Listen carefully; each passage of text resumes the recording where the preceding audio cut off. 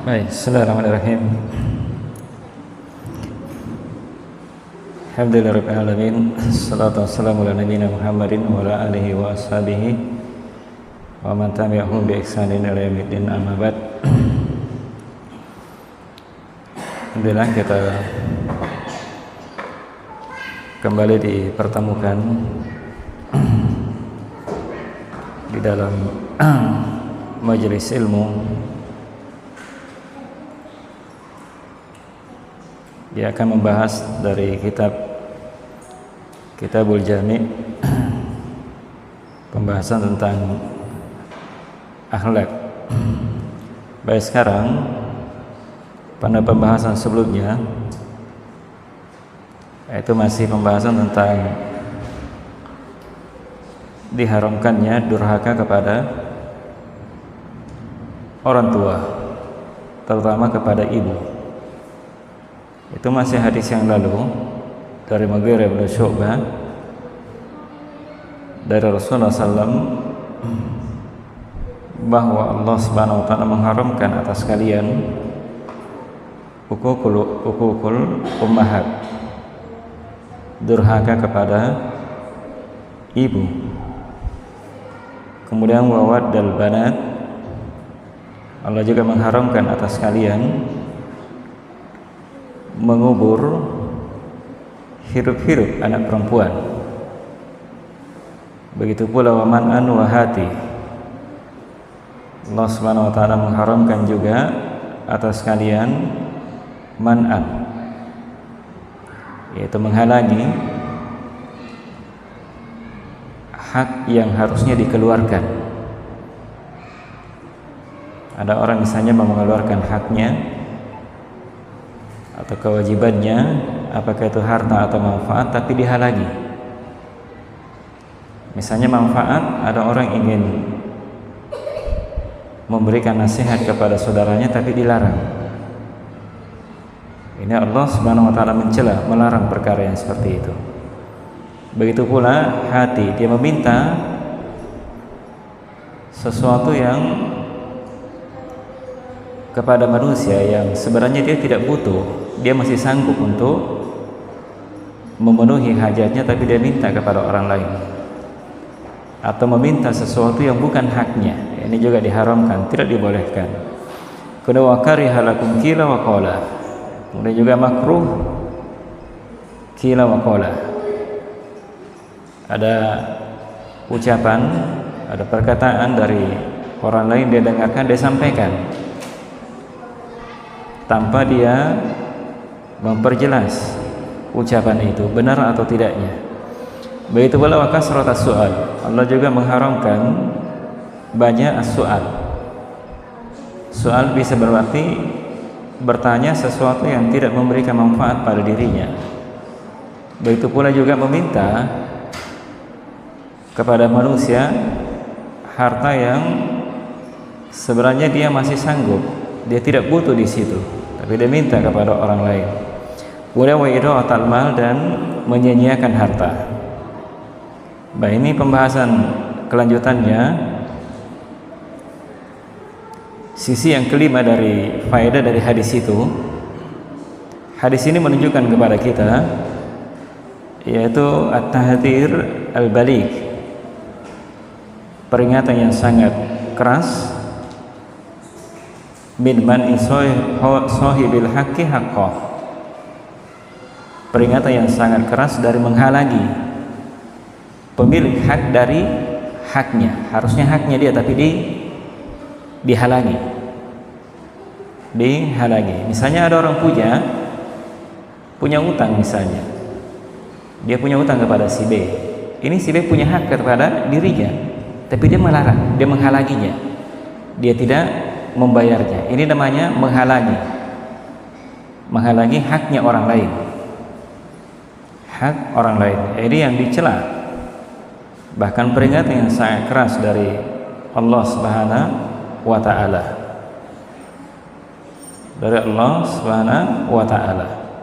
Bahkan yang semakin perkara itu semakin tercela, semakin makruh, ketika dia meminta sesuatu yang bukan haknya. Jadi kalau tadi dia menghalangi haknya orang lain, sekarang dia meminta sesuatu yang bukan haknya, yang bukan haknya.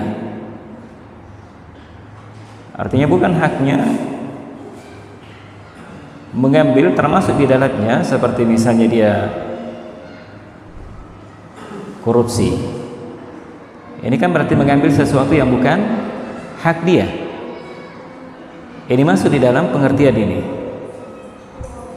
Masuk di dalamnya korupsi, ya itu istilah baru sebenarnya korupsi, tapi istilah di dalam syariat dikatakan mencuri, sama saja. Hanya sekarang orang namakan dengan korupsi.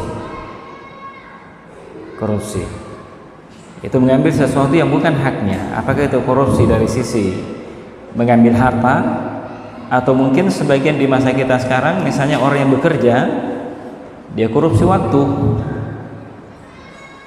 Korupsi waktu, kecuali tentunya kalau dia punya udzur, ya. Punya udzur.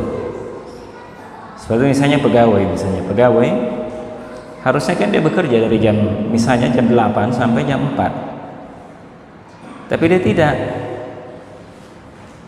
Pada saat itu pagi misalnya, ya mungkin siang dia pergi jalan-jalan ke mall, ke toko. Harusnya kan dia bekerja di situ. Ini tidak. Ini berarti kan mengambil haknya orang lain, yang bukan sesuatu yang bukan haknya. Sesuatu yang bukan haknya. Ini dari sisi waktu, apakah dari sisi harta juga sama saja. Adalah sama saja. Ini semakin tercela. Semakin tercela.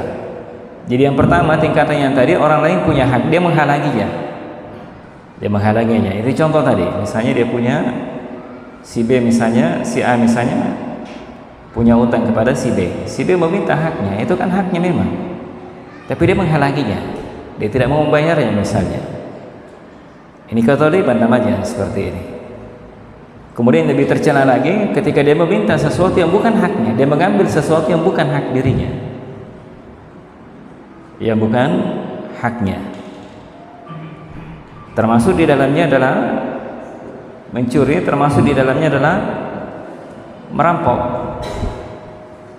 Adalah merampok. Ya kalau di masa-masa kita sekarang mungkin bukan istilahnya lain, bukan merampok tapi begal. Ini kan sama saja sebenarnya, mengambil paksa milik orang lain yang bukan hak dia. Ya, ini sama perkara yang diperingatkan di dalam hadis ini. Peringatan di dalam hadis ini sama saja. Ini peringatan yang sangat keras ya terhadap masalah-masalah seperti ini. Menghalangi haknya orang atau mengambil sesuatu yang bukan haknya. Ini dicantumkan di dalam hadis ini. Ini sisi yang kelima, ya. Sisi yang keenam yang bisa diambil pelajaran dari hadis ini adalah al-hassu atau hassa ala qillatil kalami. Anjuran untuk sedikit berbicara dan tidak berluas-luas. Tidak berluas-luas. Tidak sebagian orang mengatakan cerewet dan sebagainya.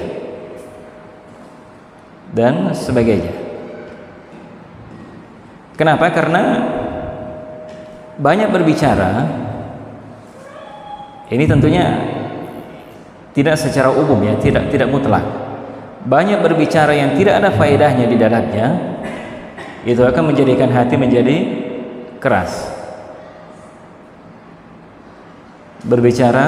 Banyak berbicara yang tidak ada faedah di dalamnya, maka itu bisa menjadikan hati menjadi keras.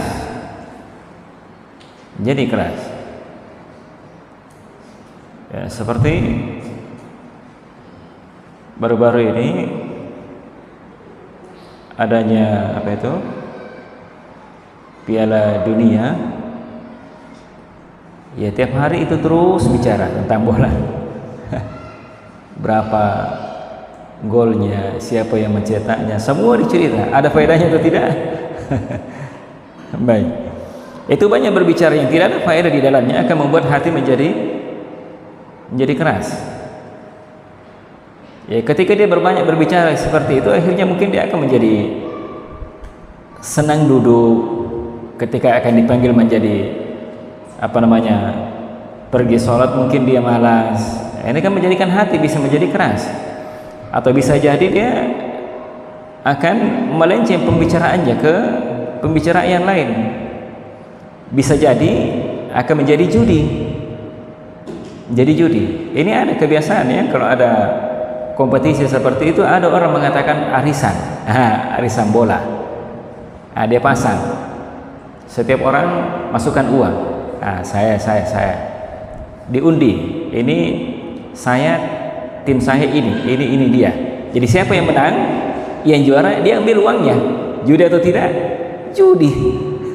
Tapi dia istilahkan dengan arisan. Apa bedanya? Kan ada yang menang, ada yang kalah. Betul atau tidak? Ada yang menang, ada yang kalah. Itulah judi namanya. Itu kan akibat dari itu tadi. Mungkin akibat dari banyak berbicara tentang masalah itu, muncullah ide-ide seperti itu yang asalnya bertentangan dengan syariat. Itu bisa menjadikan hati menjadi keras. Banyak ya contoh-contohnya. Baik. Kemudian juga banyak berbicara tanpa faedah, yufdi ilal kadhibi wal khata'. Itu akan mengantarkan seseorang kepada dusta. Bisa jadi akan jatuh ke dalam kesalahan. Bisa jadi akan mengantar orang kepada ghibah. Mungkin bisa jadi namimah dan sebagainya. Ya, kalau ada orang kumpul-kumpul misalnya, apalagi walaupun tidak semua ya, seperti ibu-ibu misalnya kumpul rame-rame, ya sudah cerita-cerita, akhirnya ya melenceng pembicaraannya. Baik, ini akan mengantarkan kepada perbuatan, bisa jadi dusta, bisa jadi kesalahan, bisa jadi ghibah, bisa jadi namimah dan yang lain-lainnya.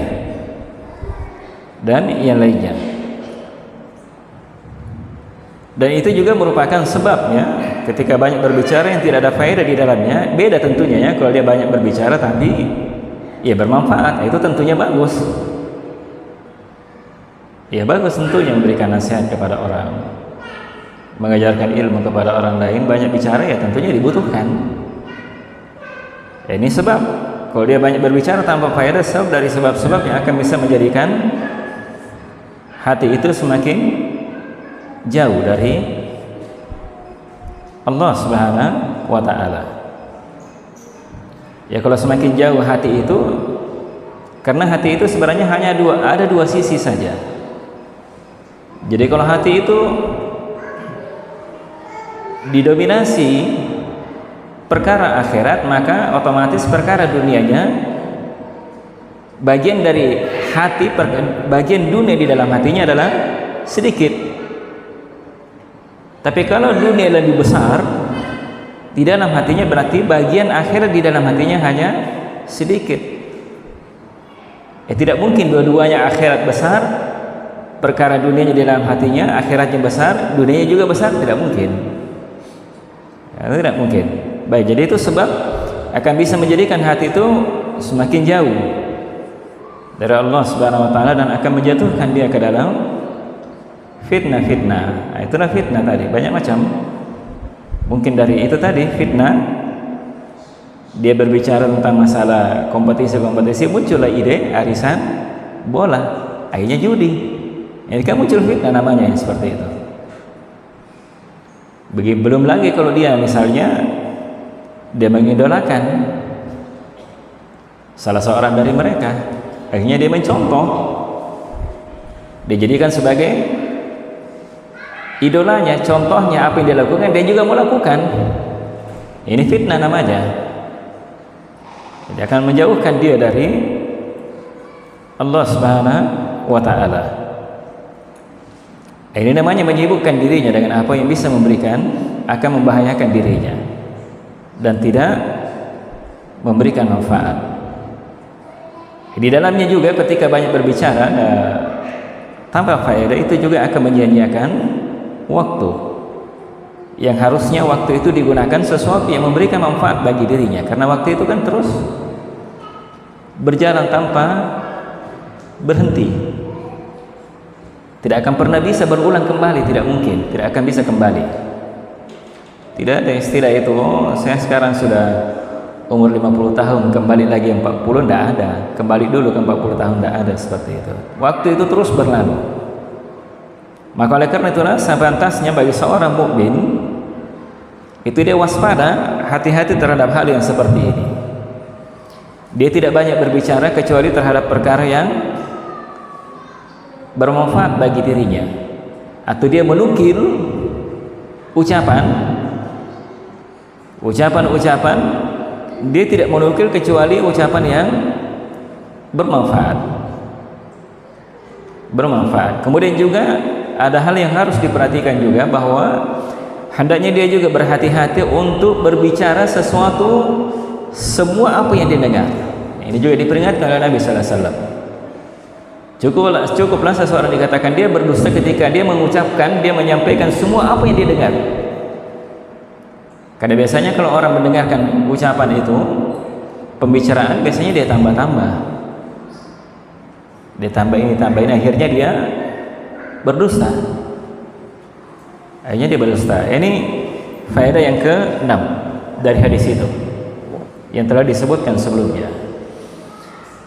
Kemudian yang ke-7, sisi yang ke-7 dari hadis ini adalah peringatan dari Allah Subhanahu wa taala min kasratis su'ali ka su'alid dunya min ghairi hajatin wala darurah. Peringatan keras dari banyak meminta. As-su'al, meminta, seperti meminta dunia yang sebenarnya dia tidak ada hajat di situ. Dia tidak ada hajat di situ.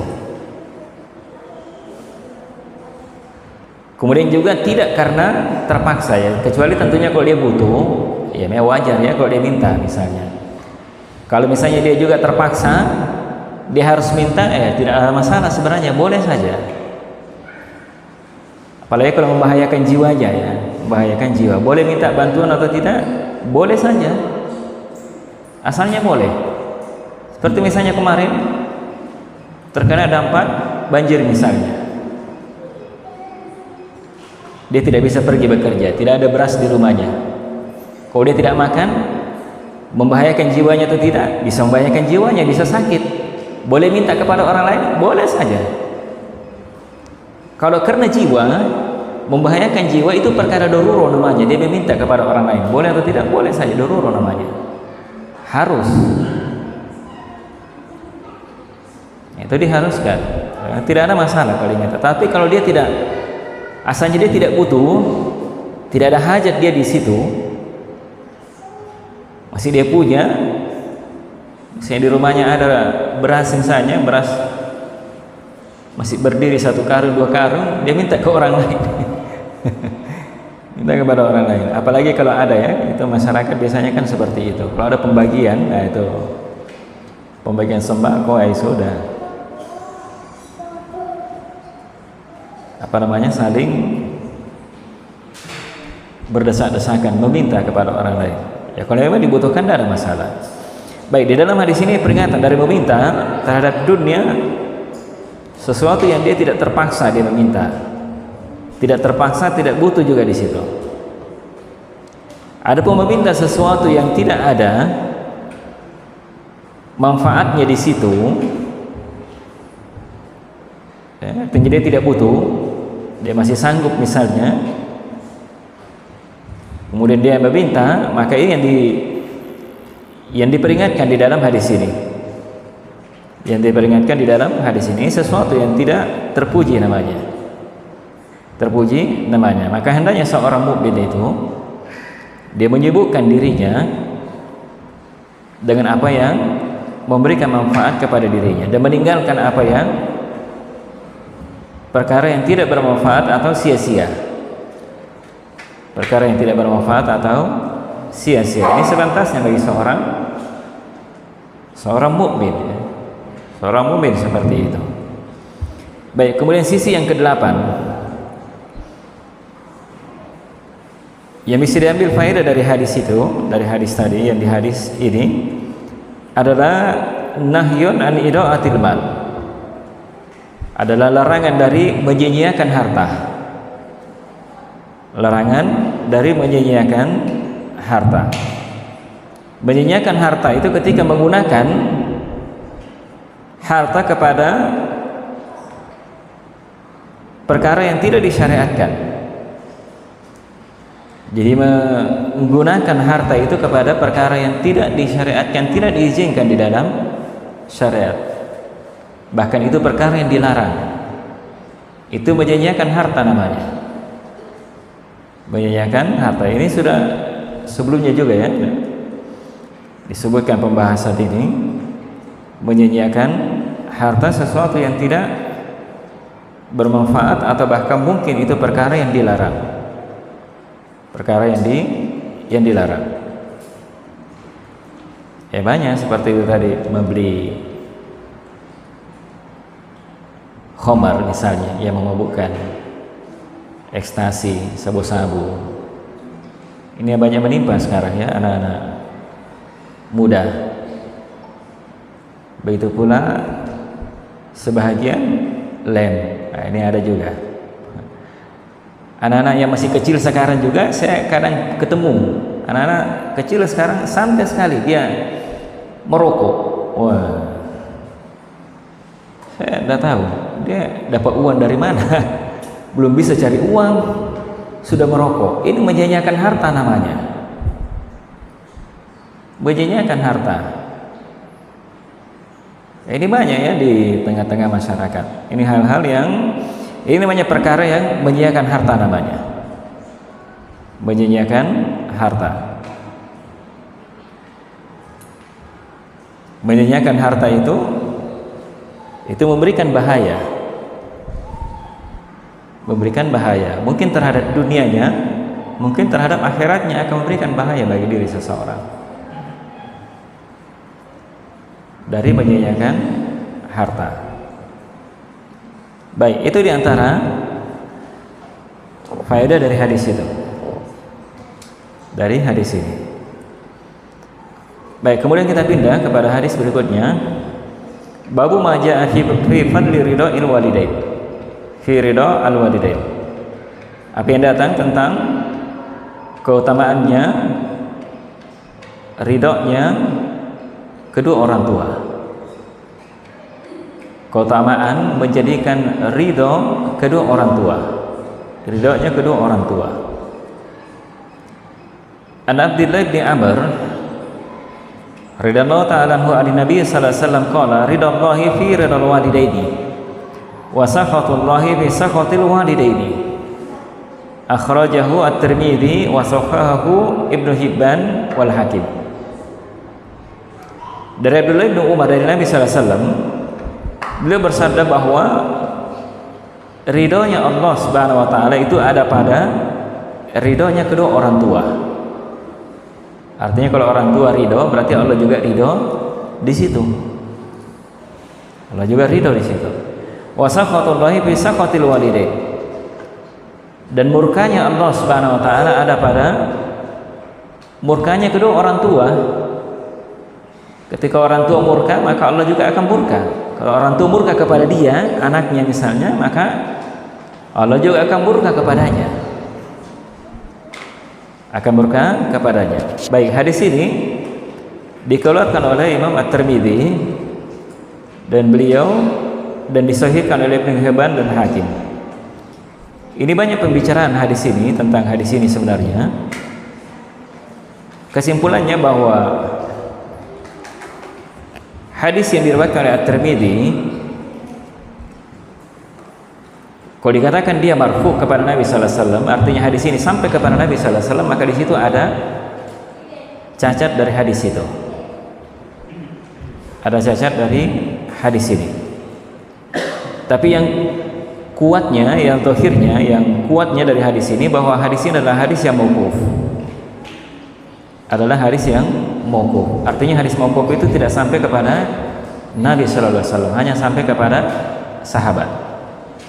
Jadi sahabatnya tadi adalah Abdullah bin Amr.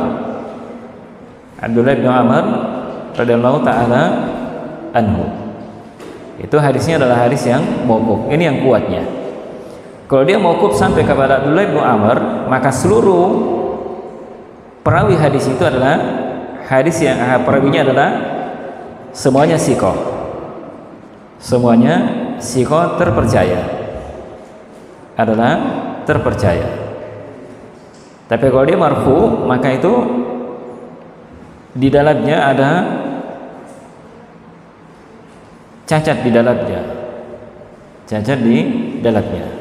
Baik. Tapi kesimpulannya bahwa ini adalah hadis yang mauquf. Jadi walaupun hadis itu adalah hadis yang mauquf sampai kepada sahabat Nabi sallallahu alaihi wasallam, dan keyakinan sebagai seorang muslim bahwa sahabat Nabi sallallahu alaihi wasallam itu adalah semuanya udul. Semua sahabat Nabi sallallahu alaihi wasallam itu adalah udul, terpercaya. Semua sahabat Nabi sallallahu alaihi wasallam, tidak ada terkecuali. Semuanya adalah udul. Jadi makanya kalau sahabat itu meriwayatkan hadis sampai kepada dia, hanya sampai kepada sahabat Nabi sallallahu alaihi wasallam, maka hadis itu bisa dijadikan sebagai hujjah. Bisa dijadikan sebagai hujjah walaupun dia mauquf. Kenapa? Karena tidak mungkin sahabat Nabi sallallahu alaihi wasallam berdusta atas nama Nabi sallallahu alaihi wasallam. Tidak mungkin. Ini sahabat Nabi sallallahu alaihi wasallam.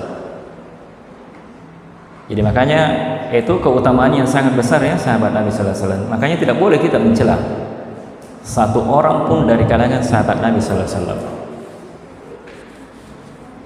Ini keutamaannya para sahabat Nabi sallallahu alaihi wasallam. Baik. Itu kesimpulannya dari hadis ini. Saya tidak bacakan semua, tapi itu kesimpulannya. Bahwa hadis ini yang benarnya adalah hadis yang mauquf, bukan marfu yang sampai kepada Nabi sallallahu alaihi wasallam. Baik. Kemudian sisi berikutnya dari hadis ini, sisi yang kedua,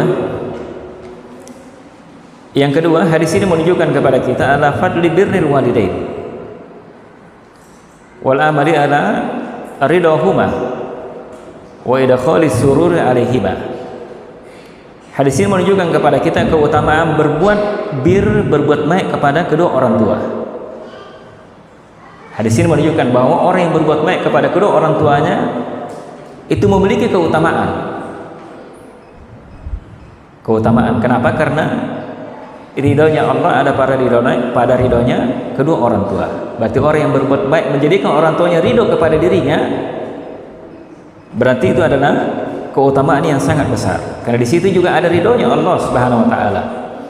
Sementara kita beramal, melakukan ibadah dan yang lainnya adalah untuk mencari ridhonya Allah Subhanahu wa taala. Apakah kita sholat, apakah kita puasa, apakah kita belajar dan sebagainya, semuanya untuk mencari ridho Allah Subhanahu wa taala. Sementara berbuat baik kepada kedua orang tua adalah itu ada ridhonya Allah Subhanahu wa taala ada di situ. Ada ridho Allah Subhanahu wa taala di situ. Ini keutamanya sangat besar. Kemudian wal amali ala ridahuma. Begitu pula keutamaan melakukan amalan, perbuatan di atas keridhaan keduanya. Keridhaan keduanya. Jadi membuat sesuatu yang membuat orang tua ridho,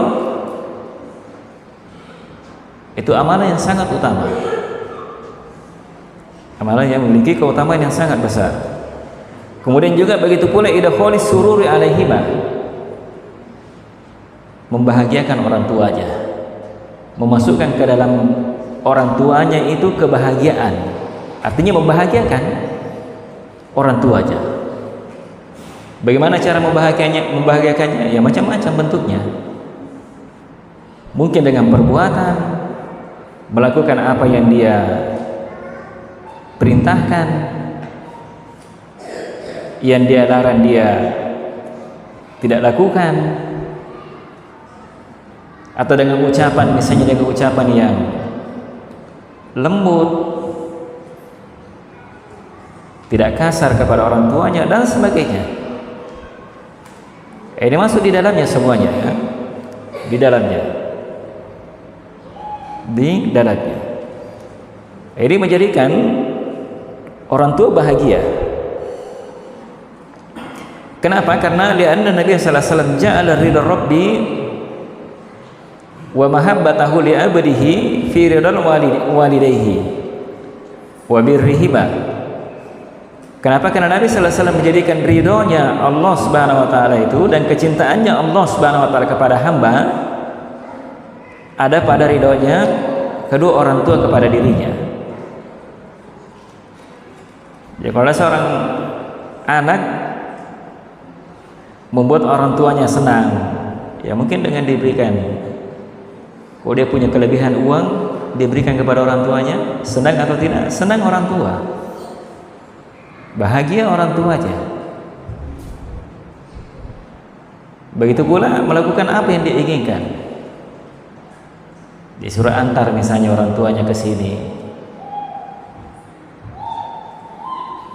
Ini menjadikan orang tua ridho, senang kepada anaknya. Ini amalan yang memiliki keutamaan.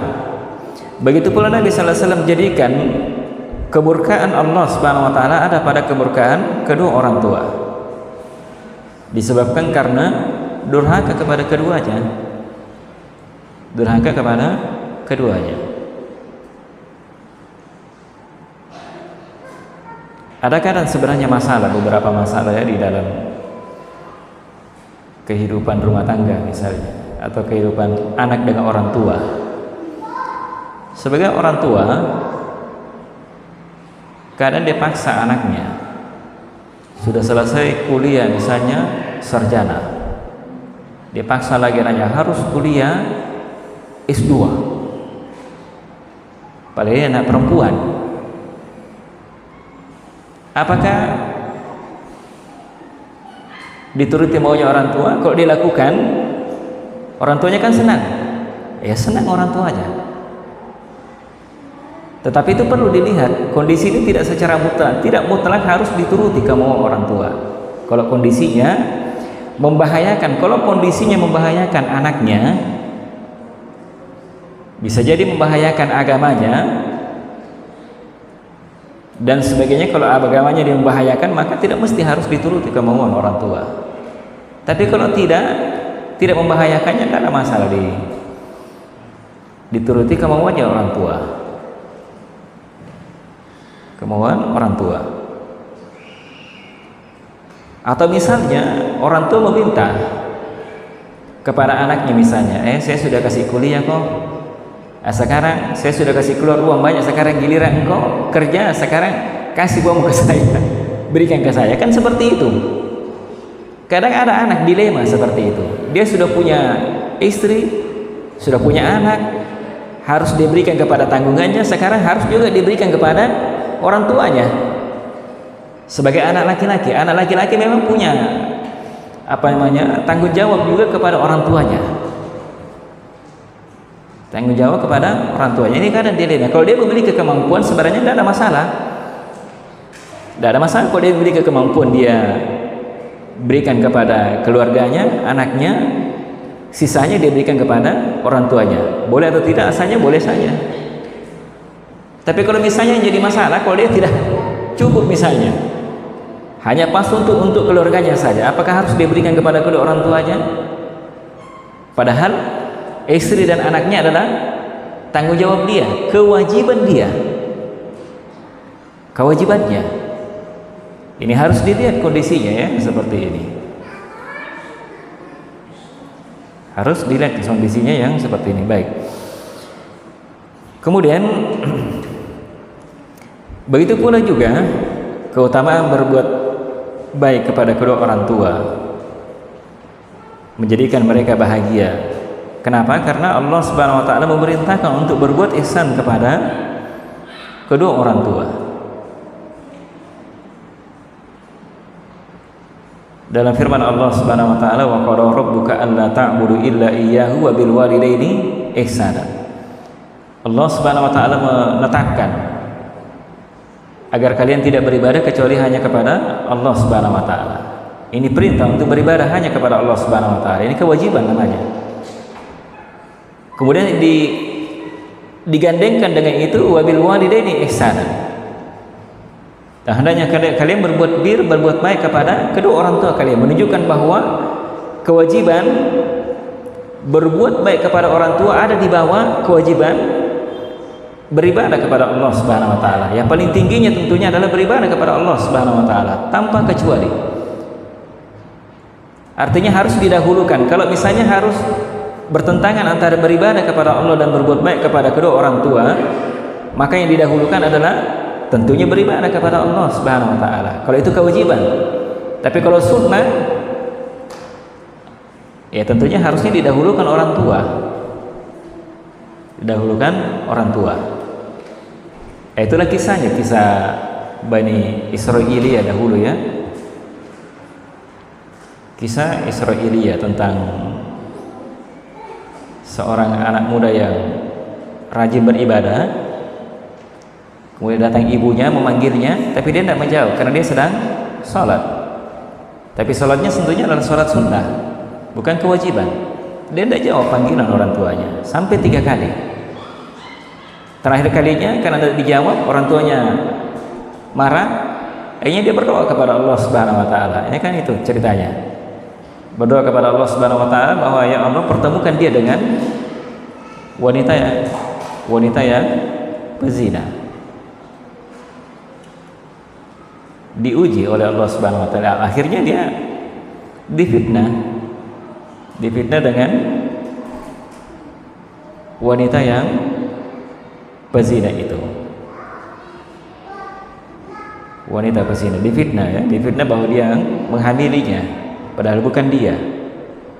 Maka ketika lahir perempuan ini, kemudian dia meminta, karena dia dituduh, maka dia meminta kepada anak muda ini yang rajin beribadah. Dia katakan bahwa tanyakan kepada anak ini ketika dia dituduh bahwa itu adalah ayahnya adalah dia, padahal bukan. Itu diantara bayi yang salah satu diantara bayi yang berbicara ketika masih kecil. Ini dia. Baik. Ini menunjukkan bahwa kewajiban ya berbuat baik kepada kedua orang tua. Itu yang kedua. Yang ketiga dari faedah dari hadis ini adalah dalilun ala wujubi birril walidain. Ini tadi keutamaannya. Sekarang yang kedua, hadis ini menunjukkan wajibnya berbuat baik kepada kedua orang tua. Pemahaman kebalikannya, diharamkannya durhaka kepada keduanya. Diharamkannya durhaka kepada keduanya. Kenapa? Karena ridho keduanya kepada anak itu tidak akan sempurna kecuali dengan berbuat baik kepada kedua orang tua aja. Tidak akan sempurna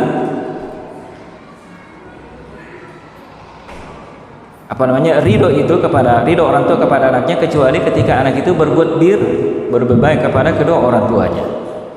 Kemudian berlemah lembut kepada keduanya. Apakah itu dari sisi ucapan, dari sisi pandangan atau perbuatan dan sebagainya. Kemudian tidak mencelanya, tidak mencela atau ucapan-ucapan yang melaknatnya dan sebagainya, apalagi sampai membunuhnya. Ini kan ada ya, kadang kita dengar ya ada anak yang membunuh sendiri orang tuanya. Ini sudah keterlaluan namanya. Mencelanya saja, berkata saja kasar, lebih tinggi kepada kedua orang tuanya, lebih tinggi suaranya, itu sudah dosa, apalagi kalau membunuhnya.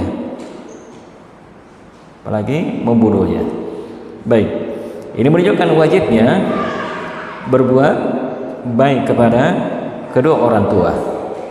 Ini tentunya tidak berlaku secara umum mutlak, kecuali kalau itu perintah untuk berbuat durhaka, maksiat kepada Allah Subhanahu wa taala, maka tidak boleh dituruti. Ini Sa'ad bin Abi Waqqas, Ketika dia masuk Islam, orang tuanya, ibunya tidak tahu.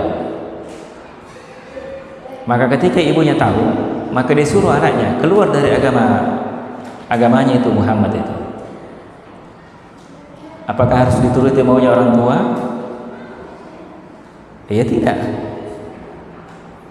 Karena dia perintah kita dia memerintah anaknya untuk durhaka kepada Allah Subhanahu wa taala. Kalau dia perintah anaknya untuk durhaka kepada Allah Subhanahu wa taala, tidak ada kewajiban untuk taat kepada orang tua.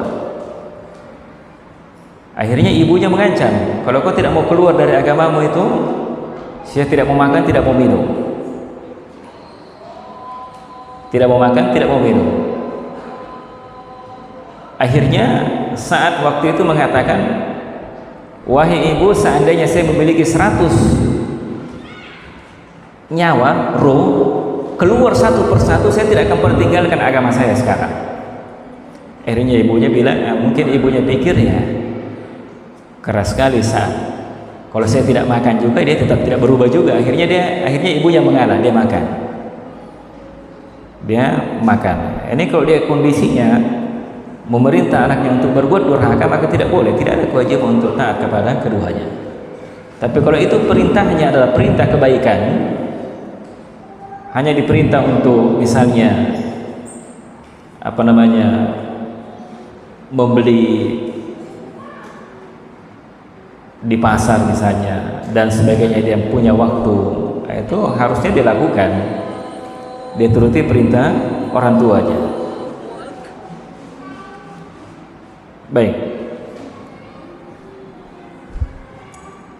ini pendalilannya dari firman Allah Subhanahu wa taala tadi dalam surah Al-Isra, wa qala rabbuka alla ta'budu illa iyyahu wa bil walidaini ihsana. Dan Allah Subhanahu wa taala, Tuhan kamu telah menetapkan agar engkau tidak beribadah kecuali hanya kepada Allah Subhanahu wa taala, wa bil walidaini ihsana. Dan hendaknya kalian berbuat ihsan kepada kedua orang tua kalian, menunjukkan besarnya haknya kedua orang tua karena digandengkan dengan haknya Allah Subhanahu wa taala. Begitu pula dalam surah Luqman, anishkurli wa liwalidayka, bersyukurlah kalian kepadaku. Artinya bersyukurlah kalian kepadaku, kata Allah Subhanahu wa taala, artinya lakukan bentuk kesyukuran, artinya menggunakan nikmat Allah Subhanahu wa taala di atas perintahnya. Itu bentuk kesyukuran namanya. Bentuk kesyukuran, bersyukurlah kalian kepadaku, wali walidayka, dan juga bersyukurlah kalian kepada orang tua kalian. Bentuk kesyukuran kepada orang tua ya membahagiakannya, memberikan mungkin materi atau memberikan bantuan dari tenaga, pikiran barangkali kepada orang tua dan sebagainya. Itu haknya, itu bentuk kesyukuran kepada orang tua. Baik, kemudian yang keempat, sisi yang keempat, bahwa para ulama mereka sepakat, atau sebagian para ulama berpendapat, atau jumhur para ulama mengatakan bahwa ibu itu lebih didahulukan di dalam berbuat baik kepada ibu dibandingkan dengan ayah. Kenapa? Karena di dalam hadis Nabi sallallahu alaihi wasallam disebutkan bahwa dalam hadis riwayat Bukhari Muslim, dari Abu Hurairah, beliau berkata bahwa ja'a rajulun ila Nabi sallallahu alaihi wasallam, telah datang seseorang kepada Nabi sallallahu alaihi wasallam, kemudian dia berkata, man ahaqqun nasi bi husni sahabati, siapa manusia yang paling berhak untuk saya berbuat baik kepadanya? Qala, maka Nabi sallallahu alaihi wasallam katakan, ummuka, ibu kamu. Summa man, kemudian siapa lagi setelah ibuku? Maka Nabi sallallahu alaihi wasallam katakan, ummuka, ibu kamu. Qala summa man, kemudian dia berkata siapa lagi? Kemudian Nabi sallallahu alaihi wasallam katakan, ummuka, ibu kamu. Kemudian dia berkata lagi, summa man, kemudian siapa lagi? Barulah kemudian Nabi sallallahu alaihi wasallam katakan, summa abuka, kemudian setelah itu bapak kamu, adalah bapak kamu. Artinya kalau misalnya kalau seorang anak bisa memenuhi hak keduanya di dalam berbuat kebaikan, maka dilakukan. Tidak boleh juga kalau begitu, oh saya tidak usah perhatikan bapak saya, ibu saya saja. Durhaka juga namanya kepada orang tuanya, ayahnya, kepada ayahnya. Hanya saja ketika misalnya dalam keadaan bersamaan antara haknya orang tua, ayah dengan ibunya, maka harusnya didahulukan ibunya. Tapi kalau tidak, ayah tetap harus kedua-duanya, dia tetap berbuat kepada kedua-duanya, Baik, itu kandungan dari hadis ini. Baik, saya kira cukup untuk hari ini, mudah-mudahan ada manfaatnya. Lebih dan kurang yang dimaafkan. Subhanakallahumma wa bihamdika, asyhadu an la ilaha illa anta, astaghfiruka wa atubu ilaik. Assalamualaikum warahmatullahi wabarakatuh.